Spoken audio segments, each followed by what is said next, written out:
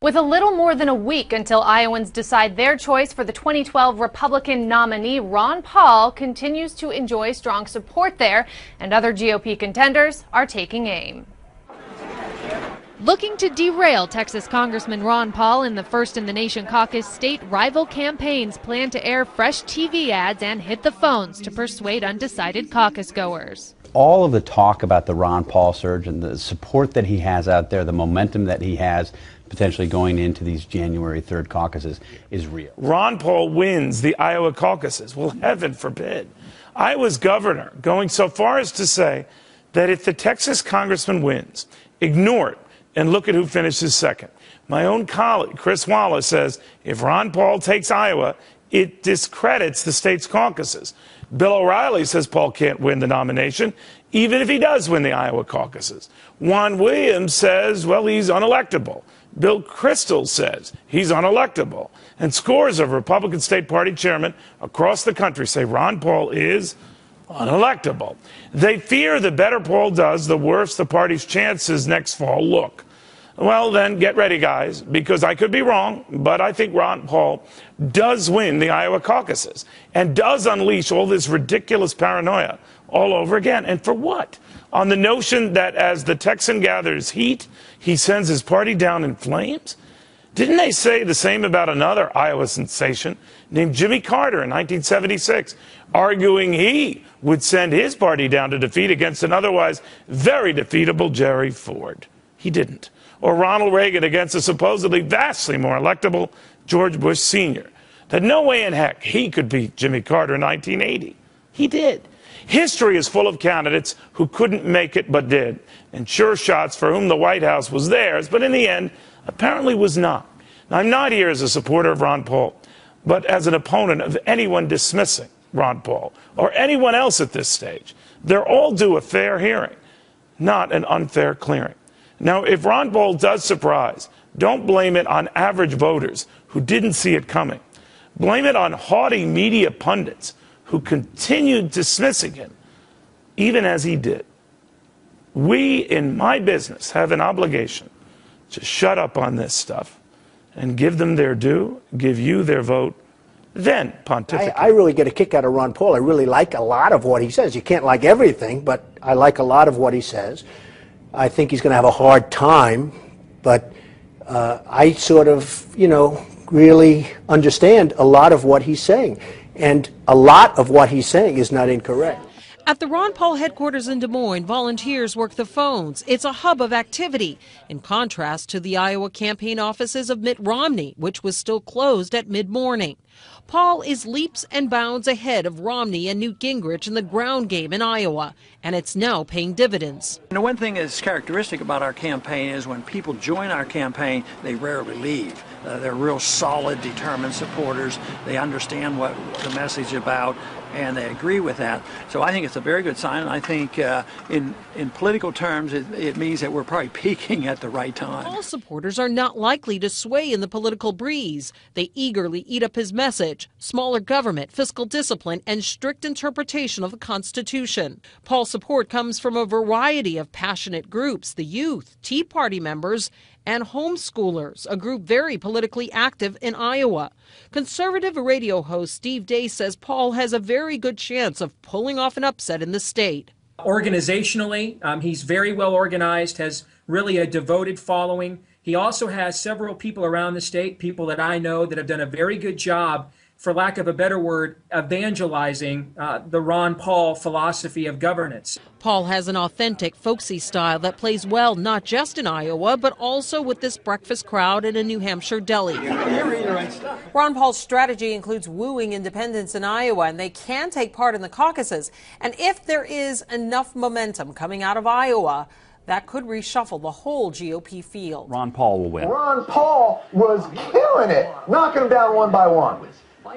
We wouldn't have a Federal Reserve System, and we wouldn't be invading the privacy of every single individual in this country with bills like the Patriot Act. We'd have a free society and a prosperous society. Ron Paul 2012! Ron Paul is for real, Brooke. Bank on it. Can he win the Iowa caucuses? He has 20 days to prove that he can deepen and grow his organization. Will he be a factor in the Iowa caucuses? Absolutely. We are at the Iowa State University campus here. I just had a conversation over coffee with some students on campus, and the Ron Paul energy, the Ron Paul organizing, there's a Youth for Ron Paul organization on campus. When he came here to speak about a week ago, they couldn't fit any more people in the room. So he has this really fascinating mix of support. He has an older group of libertarians who have supported him for some time. Remember, Ron Paul was the libertarian candidate for president back in 1988. That's back in the day. He's run for the Republican nomination twice now. So he has an older base, and then he has this very energetic young base. They're active in social media. They organize online. Trust me, they approach you on the street and say, why isn't Ron Paul getting more press coverage? Well, actually, Wolf, the governor believes that Ron Paul does have a clear possibility of winning the Iowa caucuses. But as you might expect, he doesn't agree with the establishment because he thinks it would not affect the importance of Iowa. Take a listen to what he had to say. If Ron Paul wins, some Republicans are going to say, who cares about Iowa? Well, it's still the first test. And it's all about being, it's the test of strength and who is the best. First of all, we've always said Iowa winnows the field. So you want to be in the top three. So, you know, it's not only about who wins Iowa. Huckabee won Iowa last time. But, you know, it's also about, and obviously this is where Obama got his start. So we want to be the state that not only launched Obama, but sunk him. Well, so that's what our goal is. So, Wolf, you can tell he's spinning here a little bit, as you might expect, saying that it's not only about winning, but it's also about who comes in second and third. And he does have a point here, because somebody who might surprise us and come in second or third, like a Rick Santorum, could really have some momentum. But again, he's not having any of it that Iowa isn't important. Why does the establishment, the big government Republicans, that would be all of them running against him, call him an isolationist? What does that conjure up? Well, because they don't want to have the discussion that Ron Paul is having with the Republican Party, that we're doing too much overseas, that we can't afford it. I always like to point out this, you know, is Canada isolationist? Is Sweden isolationist? If a country isn't everywhere in the world all at one time, spending all this money, flexing its military muscle globally all at one time, does that mean they're isolationists? Well, America, you know, is probably doing too much right now. A lot of our military experts think that. A lot of our political experts, and we know we can't afford it. This notion that we can't talk about it, that we can't have a cost-benefit analysis on Afghanistan and Iraq, is not isolationist. Okay. It's a conversation the Republicans do not want to have. Let me pose this conversation to you. We wake up one morning and there's a Chinese fleet in New York Harbor, and Ron Paul is president. What would he do? Would he look the other way? That is an act of war, and you'd blow them out of the water. First of all, they shouldn't have got that far to begin with. There would have been some line out there in the Atlantic Ocean. All right. I just wanted to give you the most frightful example. Well, that's right, and that's a common misperception. Ron Paul believes in a strong national defense. In fact, his budget provides for a military 4 times the size of China.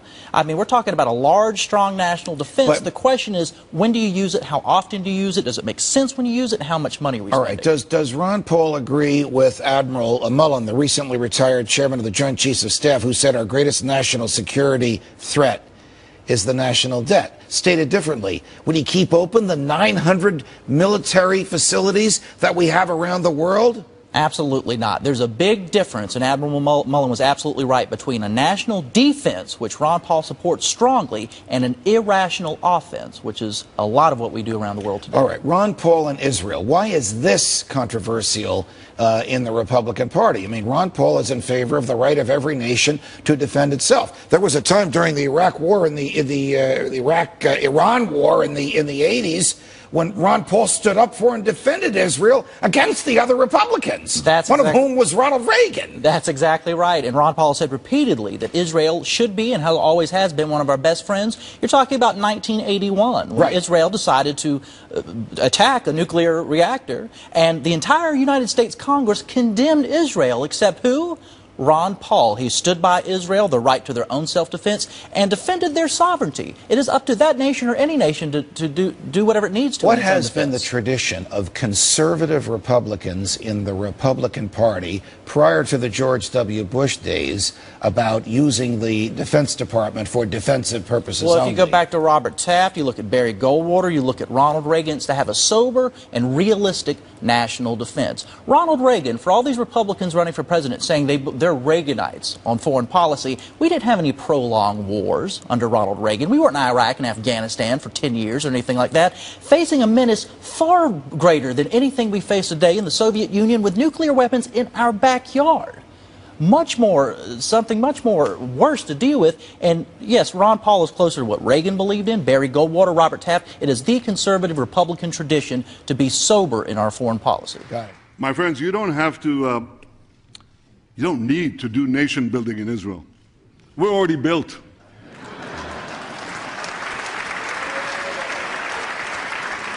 You don't need to export democracy to Israel. We've already got it.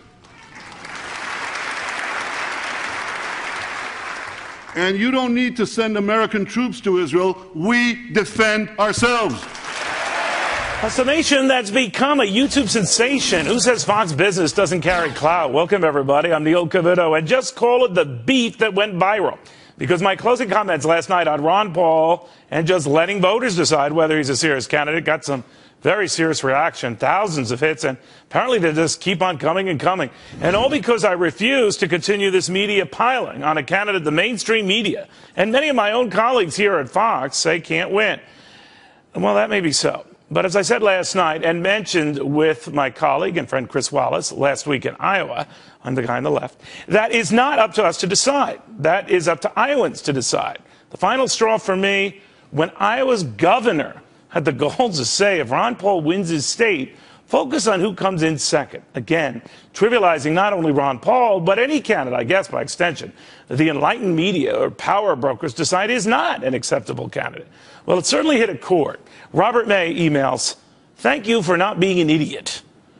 Sounds like one my mother-in-law could have written. Anyway, Shannon Fitzpatrick emails, "Thanking you for defending Dr. Paul against the ridiculously biased attacks made by such pundits as Bill O'Reilly, Rachel Maddow, Chris Wallace, and Brian Williams." Some of those folks are very good, by the way, but as she continues, I haven't seen something like this in a very long time. Jeff via Yahoo, "You have rhymes with walls of steel. I am a veteran and I salute you." Jeff emails, "You're one of the few non-asses in the mainstream media landscape. You have consistently been fair and unbiased, and you have consistently delivered, including at the recent Fox News debate in Iowa."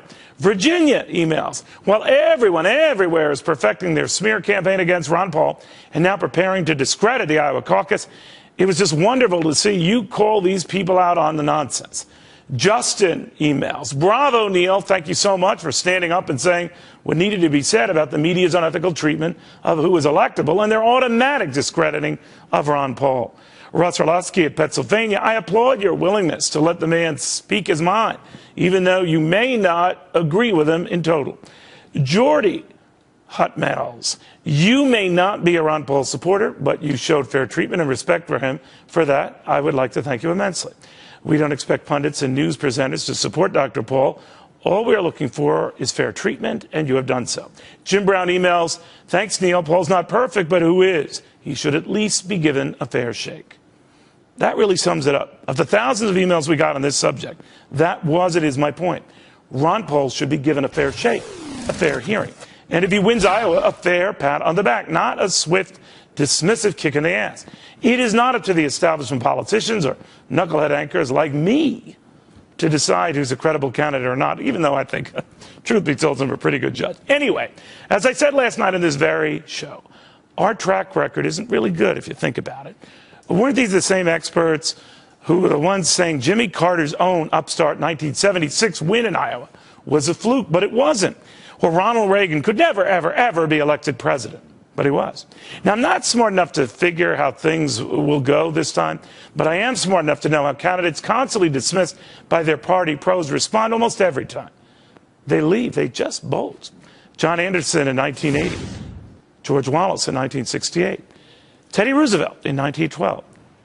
each dismissed by a party that refused to hear their message, then compounding its ills by ripping the messenger.